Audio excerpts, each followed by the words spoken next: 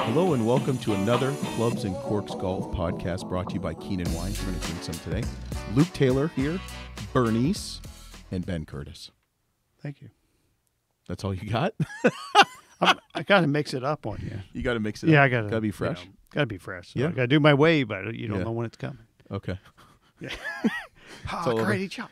So we got a fun one. Oh, we got to do a couple things. Don't forget to subscribe below. There's going to be a little subscribe thing that comes over his body. Follow us on why over mine? Facebook. Well, because you're always to the right.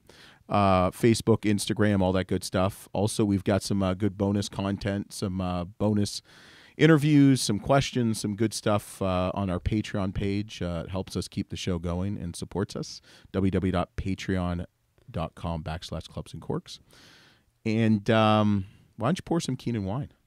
Sure. Keenan wine, the official wine of the Clubs and Corks Golf Podcast. We got a little bottle, we got a little fella.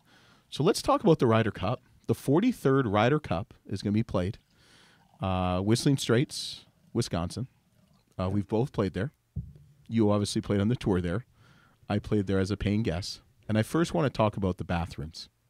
You always like bathrooms. The bathrooms and the showers and the rooms were on point. It's Kohler. You didn't enjoy the bathrooms? The showers?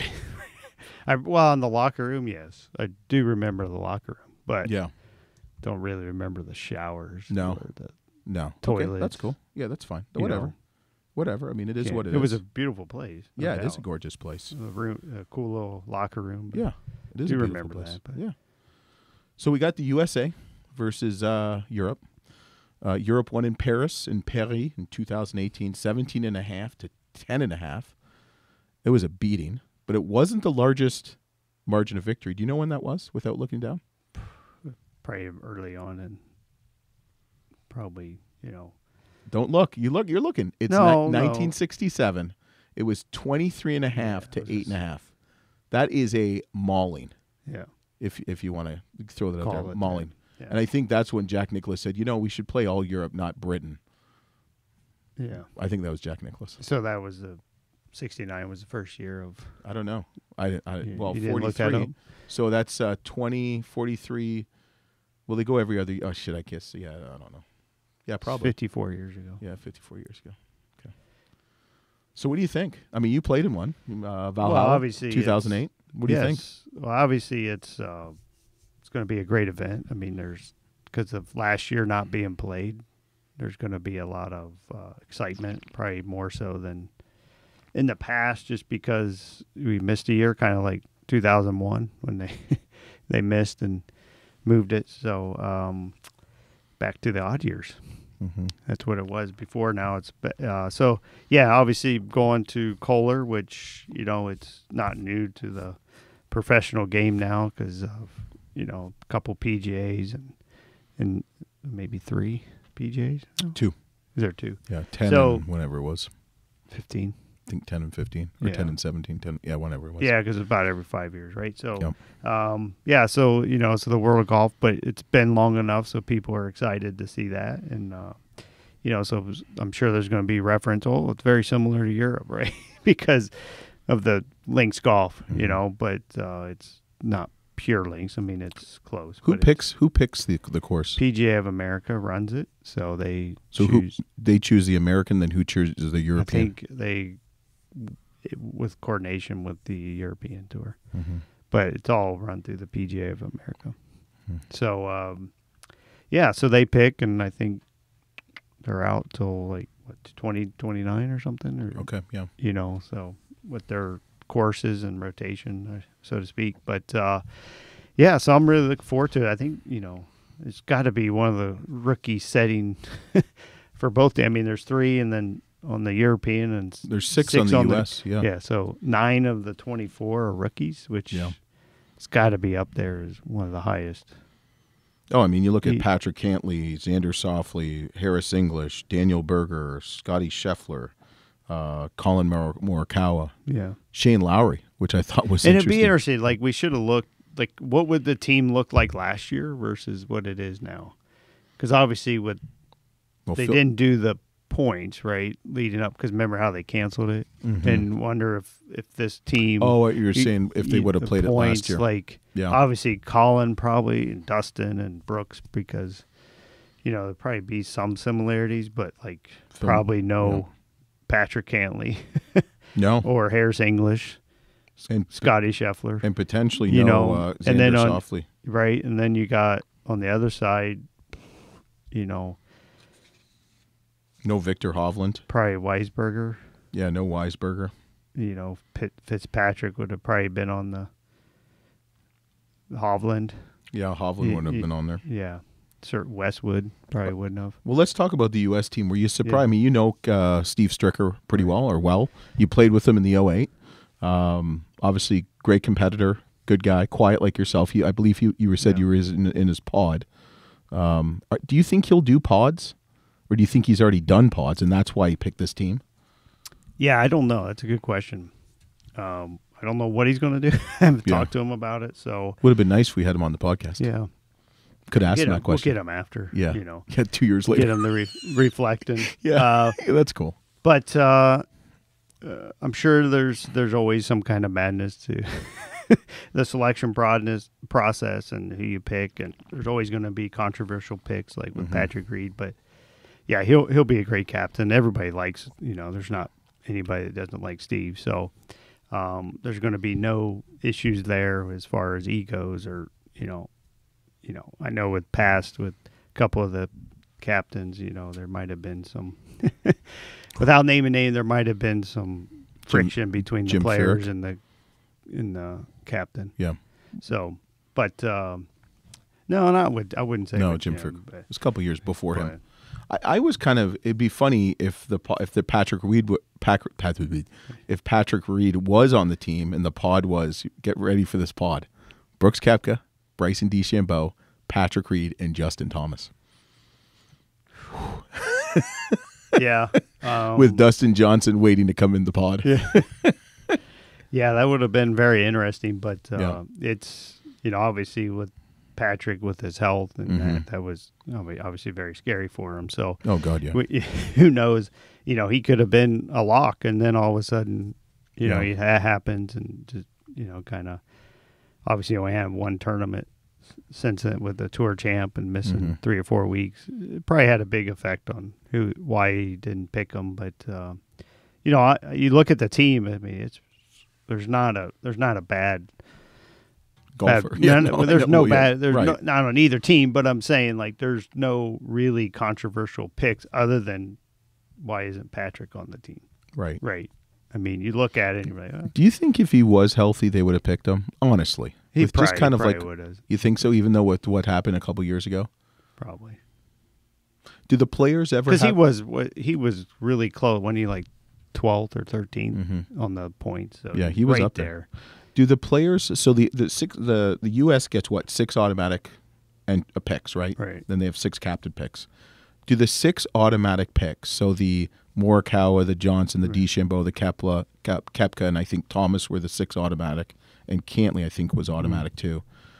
Do they have any say into who the other 6 are with the captain? Well, I'm sure, because when I played in 08, right after PGA, when the team was set, like the 8 were set, and then the 4 picks were coming later. In a couple weeks, Paul would talk to us and ask for our input and what do you think about this? He kind of gave us a short list, and so I'm pretty sure any good captain, I would think, would want to have that open dialogue with his players, right? Obviously, if Brooks says I wanted to play with Ben Curtis this year, they would, Steve would have probably had a little chuckle like you did, spit out his wine all over. I didn't spit out my wine. I know. Almost. But you know what I mean? Like, within reason. So. You know what I said to Steve Stricker at the Bridgestone? Did I tell you about this?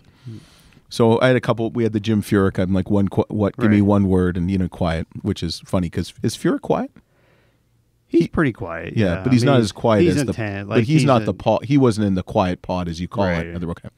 So I asked him that. I asked Kenny Perry a couple things. I asked who's got the shoes. Jimenez. Yeah, his shoes. He was telling me about his shoes. His stretches. Did you do them right in the middle? No. I go to the guy said, Mike Weir. I know Mike Weir. I asked him to do something, but So I said Steve Stricker, and I couldn't get my camera going. I asked Steve Stricker, I said, hey, what are you more excited to be this year? The Ryder Cup captain or be a guest on the Clubs and Corks podcast? He looked at me, he kind of, and he shook his head and walked away. Didn't answer the damn question. He's probably like, what kind of question is that? And who are you, Yeah. creep? Yeah. So who do you think, so you're looking at this list. I mean, they're all, you've said this before, any guy can win a PGA Tour event any week, any given week. I mean, these guys are the best of the best. How do you put these teams together, just from what you think Stricker will do, just knowing him personally and playing with him in a Ryder Cup? How do you think he'll pair? Because, I mean, you've got some long hitters. You got a Dustin Johnson, you got a Bryson DeChambeau, Brooks Koepka. They can hit and Tony Finau can hit the ball very far. All these guys can obviously hit it far, okay? These guys are just a little bit maybe farther. How do you put that team together? That's a great question. I think it's what's your strategy? Like, what's your goal? Like, do you want to be different, or do you just want to be traditional, or do you want, there's so much that I would think that goes into it. But I think first and foremost, you got to kind of have your captain players. If I was the captain, I would kind of go to 3 or 4 players and say, okay, you're going to be leaders of these small groups, and kind of like, who do you want to play with? Like, who are your strongest players, you think? Not to knock anybody else, but, kind of go to them. And then, I think being open, that was what was great about Paul, was just very, very, hey, what do you think, Ben? What do you, how you feeling? What's your strong suit? Do you want, like, I remember him coming to us, do you want to play best ball or alternate shot? Like, what do you think you'll be strongest Really? He at? asked that much he thought, like, okay, where do you think you would be the strongest at? And, obviously in who you would play with within your pod. But, just having that open dialogue and don't be afraid to make. I don't think there's going to be anything really controversial what he does, right? No. Putting people with who, because they're all fairly young. I think the only controversial thing with Dustin's probably the oldest player, right? Yeah, which I said, you're 37. Yeah. The only controversial and kind of funny thing, and I'm laughing at it, is if he put DeChambeau and Koepka together. Right. Because their games just don't mesh, first of all, and second of all, their personalities don't either. No, and Brooks is a very field player. He doesn't think too much. He goes with his instincts, right? Not that he doesn't think, but he goes with his instincts, right? And knowing Ricky, who caddied for me, that caddies for Brooks now, it's like, here's the yardage, here's what the wind's doing, and that's how far you need to hit it. And, like, go. Right. Just get up there and hit it. Like, that's how I was. I think Brooks is, in a lot of ways, just a little more talented, but that in a lot of ways, that's what he does, whereas Bryson's thinking about everything, right?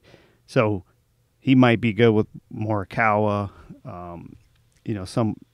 somebody that's a little more Patrick Cantley, Harris English, that's a little more, data driven, I would say. Yeah, and the nice thing is Schauffele, though, and Patrick Cantley, though they're rookies, they did play in the President's Cup team. Right, so they have it's a little bit of that. That help, right? So they have the experience. They know what's going to be. Format's slightly different, and your competitors are different, but it's really the same thing. Mm-hmm. So, but yeah, so I'm just looking at this list. I mean, if Tony went with Bryson, would I be surprised? No, or with Dustin, and so there's not a lot of, and I think with the picks, I think that's why. I mean, maybe with Patrick, he was thinking, okay, if I pick Patrick Reed, then who I pair him with is gonna, it's gonna be a tough sell, right? Maybe. Yeah. So. You know what stuck? A couple of things that stuck out to me. Dustin Johnson, 7-9. This is his 5th Ryder Cup. He's got a losing record. But even more so, Bryson DeChambeau, 2nd Ryder Cup. He's 0-3. Yeah. Well, I mean, it's 1 Ryder Cup, right? Yeah, but still 0-3. It's 0-3. Justin Thomas. But it's Justin Thomas, 4-1. I mean, that's huge. Yeah, that's big. But again, one good showing this week, and DeChambeau's 3-3 or 4-3 or 4-4. You know what I mean? Mm-hmm. And, so Tiger, I don't think had the greatest Ryder Cup record. No. And I think it's 500, but Phil, the same thing. But I mean, this is going into a second one, so right. Actually, Phil Mickelson has the most Ryder Cup appearances, 12. Yeah. Most matches played, 47, and most singles matches played, too. Do you know who's got the most points ever won in the Ryder Cup? Billy Casper, 23.5. Arnold Palmer, 23. Phil Mickelson, 21.5. So he's averaged basically two per Ryder Cup. Yeah. Well, I mean, he's played in like 3,000 Ryder Cups. Yeah. You know, and I think, you look at that Billy Casper, when did he play? Was it before? Well, that's when they could have been against Britain and Scotland and Ireland for all we know, right? Because the last, since 91, I think, the U.S. has only won it twice or something. Yeah. So it's hard to believe. Before that, it was, I think, when they won at Murfield, right? Mm-hmm. Was that the first I think so. time they won on U.S. soil? Yeah, and then it just kind of went down from there. Yeah. So are there any players that you're surprised that were not picked for the U.S. team? No, not really. Were you kind of surprised with Scotty Scheffler? I can see who he's going to be paired with. Jordan Spieth. Jordan. Go Texas, hook 'em horns. Yeah. So they do hook 'em horns to do that. Hook 'em horns. No, there's nothing that I saw that was like, ooh, wow, that surprised me. But no. I mean, they have 8 out of the top 10 players in the world. I mean, that's crazy. 9 of 11 yeah. I saw. Yeah. 10 out of 12. Yeah, there was 10 out of 12, but. There's a tweet that I printed out. You're Someone printing tweets? Yeah, not my tweet. Yeah. Someone tweet. I don't tweet. But. Yeah. We know. We don't believe in social media. So, U.S., 9 out of the top 11, nobody below 21. Holy cow. Okay. And that's Scotty Scheffler's European, 21. 1 of the top 12, John Rahm. John Rahm. And then 6 players ranked 34 to 61 in the world ranking. Not that the difference is very small, but kind of gives you an idea of where how strong the American team is. Mm-hmm. Probably on paper, it's one of the strongest ever after 1967, since the early days when. Yeah. But it's going to be interesting. So now, all of a sudden, people see that. They're going to be asked that. I know we just did a podcast with a friend on his show, but they're going to be asked that all week or leading up to it. Mm-hmm. Hey, look what your world ranking compared to the Europeans. And pressure's on you guys. Yeah. All right, let's take a quick break, then we'll talk about your team, European team. Drink your wine. My team, I did. European Robert Keenan Winery, located in the historic Spring Mountain district of the Napa Valley. Celebrate the best run you ever had, or get over your sorrows after the snowman on number 18. Drown yourself in one of the 14,000 cases per year they produce. That's what Ben's doing right now. Drowning his happiness. Combine the dedication of experienced winemakers with a commitment to excellence. The Robert Keenan Winery has distinguished itself as a maker of exceptional wines in limited varietals and quantity. Wines for sipping, wines for enjoying, wines for Ben Curtis and enhancing any occasion. In the last 8 vintages, 42 wines have been rated between 90 and 97 points by Robert Parker Jr. As a special thank you to all those 4 people watching and listening to us, use code Clubs and Corks, all uppercase, and receive 20% off your next order with Keenan Winery. They are golfers just like me and you. It's pretty good wine. It's great. 2017. Doesn't taste smoky. How was 17 and smoky? What was you're in the wine world. Smoky. Smoky. Yeah. Fires. I don't But taste their it. skins are pretty tough when the Depends grapes. on where it is and what grape it is. Yeah. Pinot Noir. Yeah. Very thin, fickle skin. Yeah. All right, let's talk about the European. You got Padre. Oh, we didn't. Just wait. The U.S. team has their captains is Steve Stricker. Assistants are Phil Mickelson, Fred Couples, Zach Johnson, and Davis Love III. I thought Tiger was too, right? Is he like the virtual? I think maybe. Yeah, I didn't see that anywhere. He's on Zoom. Yeah, He's on bad Zoom. connection. Yeah. What do you think about those assistants picks? Does it really matter? I know they do stuff, and I know they're around, and they're. Yeah, they're probably going to feel more important than they actually are. Okay, you're just jealous because you're not an assistant captain. No, I don't. I don't care. Yeah, exactly. All right, let's talk about the European team. You got Padraig Harrington, Robert Carlson. Did he play Ryder Cup against you guys? Robert Carlson, was he on that team? I think he was. Yeah. Yeah. Luke Donald, your best friend in college. Martin Keimer and Graham McDowell. They were all on that team. Yeah. And Graham's so was also. Padraig. So all 5 of those were on that team. Yeah. That's funny. In 08. Is Padraig good friends with these guys? I know Graham McDowell was a fellow. Yeah, I would say between he probably talks the most to probably Graham. Mm-hmm. Robert's kind of in his age group, I would say. Mm-hmm. Luke and Martin and Graham, a little bit younger. Yeah. Is Podrick close to 50, isn't he? Doesn't he play he doesn't play on the senior tour, does he? I think next year. Yeah. I He's think real he's close, 40, I know. yeah. So he's a little bit older than Roberts. That I think he was closer. right, but he's on But the Graham's details, I think he's 2 years younger than me, and I know Luke's the same age. Yeah. So what do you think about this team? So you've got some interesting picks. I'm not actually no, they're not interesting. I mean all these picks make sense to me. Lee Westwood, 11th appearance, tying him with Nick Faldo for the most in European history. Sergio Garcia is Europeans' all-time points leader with 25.5 points. And all-time. Yeah.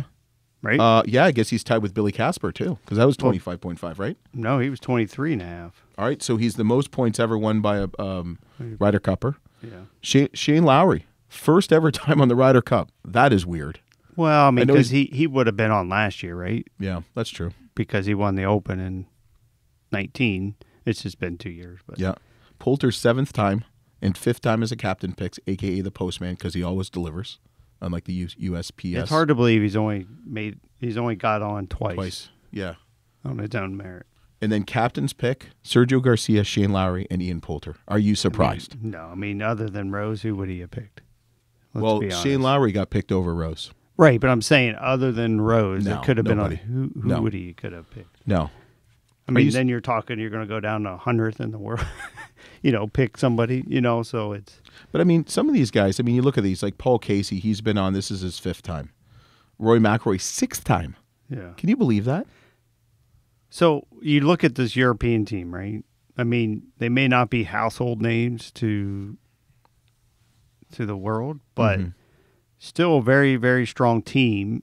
It's just their world rankings are not as high up as they normally are, right? Right. I mean, Lee Westwood, obviously playing what he's doing at age 48. He got Curtis. Really great. He got Curtis. But, John Rahm's probably one of the hottest players in the world besides Cantley right now. So he's also number 1 in the world. Yeah, but I can tell you who they're going to pair. Can I tell you the pairings? I can tell you right now they're going to. You should write this down. I'll remember when you this. watch it. They pair by country usually. Okay, so John Rahm's going to play with Sergio Garcia. The Spaniards always play together. Seve Ballesteros started that trend. They always play together. Yeah, because I played against Paul and Sergio. Paul who? Casey. He was. He's part Spanish. No, but and I see that you're going to probably have like Rory and Matthew or no Lowry together, or you're going to have Tyrell Hatton and Rory together. You know who else is going to be there? They're not. I mean, he's not Irish though. He's English. Close enough. Oh, then you have Rory and Lowry. Yeah, Rory and Lowry. Poulter and Hatton. Or Poulter and Fleetwood. Poulter and Hatton, I think, will be. So who do you put with Fleetwood? Because those two are like. They're fiery. Yeah. Especially on Twitter. Yeah. I'd be nervous to have one of those guys on our podcast. And Poulter's a good, but very cocky, very confident, I should say. Is Hatton like that? I think so, yeah. Yeah. So who do you put with Fitzpatrick? Probably Victor. Or what about Victor? Kind of that. They're the low key guys. They're kind of. What about Wise? They're kind of like a little bit of my yeah. like not real flamboyant. Just kind of, Tommy. What about Weisberger and Hoffland? Because they're both like Austrian Norwegian. They're kind of the same. You could, yeah, and I don't know Weisberger too much. I do remember he was 35, but he's old. I thought he was like 23. But this is an old team. 45, 41, 48, 44. Two 35. guys, 4 guys in the 20s. That's just crazy. 3 guys in the 30s. So obviously it's just a total opposite of, because going back to that tweet from earlier. Yeah. Where's that? Oh, cut it out. But the average age was, it's 34 to 27 or something. Yeah, it's nuts. Well, you look at Weisberger, he's age 35 and he's a rookie. You look at Shane Lowry, 34 and he's a rookie. But then you look at Victor Hovland, 23 and he's a rookie. Yeah. Do you think these do you see more strategy with the European picks over the U.S. picks, or not really? No, not really. You I wouldn't think, go that far. let's be honest. I mean, every year it's only one or two. It's like kind of like the college football playoffs. Mm-hmm. Like there's one or two teams that are pissed off. There's probably one or two guys on each side that are mad, right? That think they should be a pick. You know, I think Bubba Watson, he could have gotten picked for the USA. well, our guy, Jason Kokrak had a Yeah. great solid year. Nothing. He won twice. A lot of solid finishes. He just Yeah. didn't. I think the last couple Yeah. weeks he didn't get a big finish. Right? I think it hurt him that he also went to Xavier. I don't know. Maybe I just want to say That that. has nothing to do with it. I don't know. Whatever. But he could have been a pick, right? Yeah. I mean, if he would have had a little bit better in the playoffs, possibly, one more finish. Yeah. But, Because he played well last year. he played well all year. I mean, Yeah, he it's played all year. so. Dude, why'd your voice get like you're just getting Well, puberty? because you make it sound like these guys, play like shit. No, they're the best players in the world. I always love when they see a guy on the tour. It might be you shot 85, and the one guy tweets, he's like, "Yeah, I could be on the pro tour." No, you can't. It's like sitting in the stands of the football in the stadium. You go Browns game or something, and they're like, "This guy sucks." I'm like, "Really?" Yeah, Like, really. All right, you want to see this guy hit you 330 pounds? Or you go out there and throw the ball like he does, right? Yeah, he might. When you're comparing him to Tom Brady or Mahomes, Oh, right? God. I mean, now I've heard that the last couple of days on the radio with what's his Mayfield, and it's like, come on, Seriously? Like, yeah, Seriously. like, You have all these angry large men chasing you. yeah. You got to make a quick decision. Sometimes you're wrong. Sometimes you're right. It's not like you're picking out fabric for your couch and you've got all the time in the world to be, I like green. I like red. No, you got to decide, am I going to throw to Landry? Am I going to throw to Hooper? Am I going to dump it to Kareem Hunt? Like, It's like, it kind of reminds me of the year we were doing remember the Tavistock Cup down in Orlando? Yeah. Between Iowa and Lake Newton. I was on it a couple times, and the one year, believe that me and Stenson went to play in an 18-hole playoff at the club with our cart, and that was decide who was going to get on the team or not. Really? Yeah. You played did you We just share a got card? no. We each had our own cart, and Were there people there watching? yeah, people came out to watch, and they announced the time and say they couldn't decide if it was going to be me or Stenson, so they said, "You guys are going to go out." What cup is this? Tavistock Cup. What was that again? It was between two clubs. Like it was kind of because of in Orlando. Oh, like were you Isleworth members of the same club? Yeah, at Lake Nona, and yeah. So who's like? So like Rose, Poulter, Emmelman, Faldo. Oh my God. Annika. We're on that team. Sergio. Really? Graham McDowell. All these guys, my right? God. And then me and Stenson were in there, and then you had Isleworth, who had Robert Allenby, Alan Appleby, obviously Tiger. Did all these guys actually play in this? Yeah, Really? yeah. Look it up. I I'll mean, have it to was look at old. that. Like, They yeah. don't do that anymore. No, they added another team later on, Albany, which is the same guy owned all three. Yeah. Joe Lewis. He owned Isleworth and Lake Nona, and then Yeah. he ended up purchasing Albany, so it was like this 3-hole. Oh my God. Yeah, like you had let's say Chris DeMarco ended up joining just to play in it. Like my he lived God. on the other side of Orlando. Yeah. Like just he joined Lake Nona just so he could play in it. And So who won? You or Stenson? I did actually. He did. Yeah. That's why Honor Stenson will never be on the podcast. Yeah.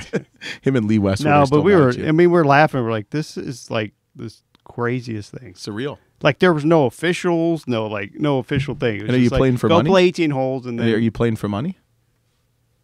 no.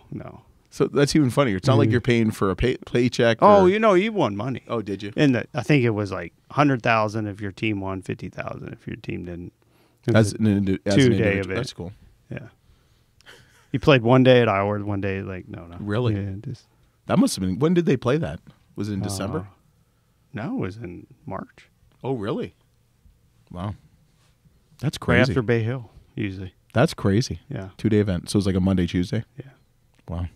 Interesting. So it was, but anyway, so they kind of like it's kind of like a captain's pick. Like, what do you? I mean, if you're deciding over that, I mean, They said everything's going to be controversial. Like I said before, 50% of the media or people are going to be mad that you picked, Shoffley over Patrick Reed. You know what they should have done is they should have done mud wrestling. Whoever wants it most is going to win.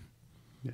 I mean, to take all the and they do these picks. You don't like my idea to create drama, right? Yeah, you don't like my idea. If you want to take drama, just do mud wrestling. Just straight points. Or fighting, boxing. The top 12. In. Yeah, but it doesn't create the drama. I know, but it's all about drama. Line, right? What's on TV during the day? Soap operas, dramas, Young and the Restless, Bold and the Beautiful. Wait. So if I get on there and watch Days of Our Lives, it's 3 days later. 6 months later, it's the same damn thing. From 7 years ago. Oh, it is. It's crazy. Yeah. I could have watched it 7 years ago, 3 days. John's still in the hospital in a coma. Yeah. And it's only been 3 days. I never watched that crap. Soap operas were just garbage. Yeah. It's like reality TV now. It's like I don't really need to see it. All right, so we're going to finish up here. Who do you think is going to win? How close do you think it is, and who's going to win? I think USA will win. It's going to be fairly close, 16-14, 16-13, whatever. Mm-hmm. Somewhere in that range. It's going to come down to, the pressure's obviously going to be in the U.S., no matter where they are. If they're way behind, tied, or way ahead going in the final day. But a lot can change, Right. It can change quick in match play. I remember, in the singles, when we first, maybe on the first 6 or 7 holes, it didn't look good for the U.S. out when we were towards the end, right? Mm-hmm. And then all of a sudden, we got on a roll and then, ended up, I think, was it 16.5 to 14, or 13.5, and everybody, well, it's big victory, but it wasn't that big of a margin. Right. So I think U.S. I'm hoping for the U.S., but I just, what would be fun as a spectator? You want it to be close, right? You want it to. Well, obviously. You want it to. Yeah, but you want your team to win. Right. You want your team to win, but you want it to, keep entering. I don't want. It's like. I know. Stricker's like, I want 25-5, right? yeah.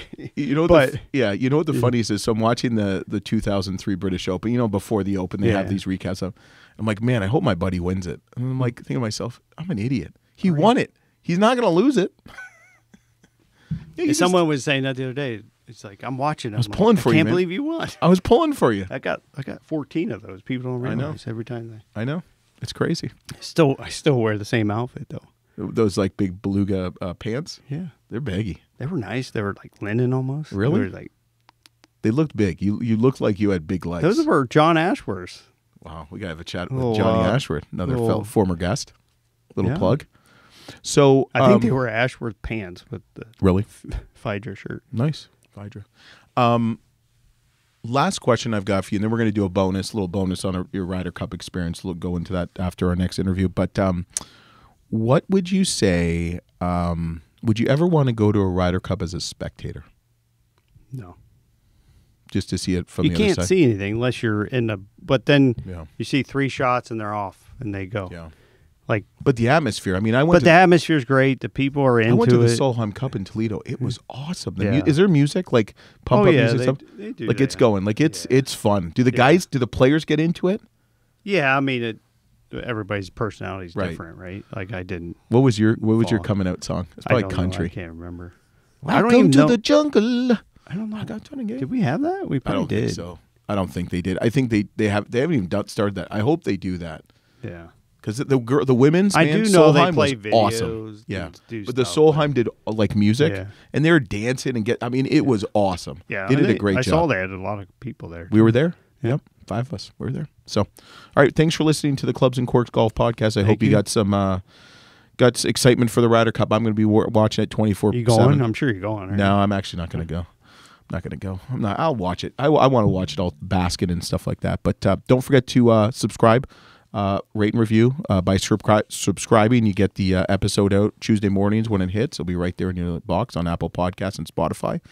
Join our YouTube channel. We're getting closer to 100. Drink some Keenan Wines. Thank you, Keenan Wines.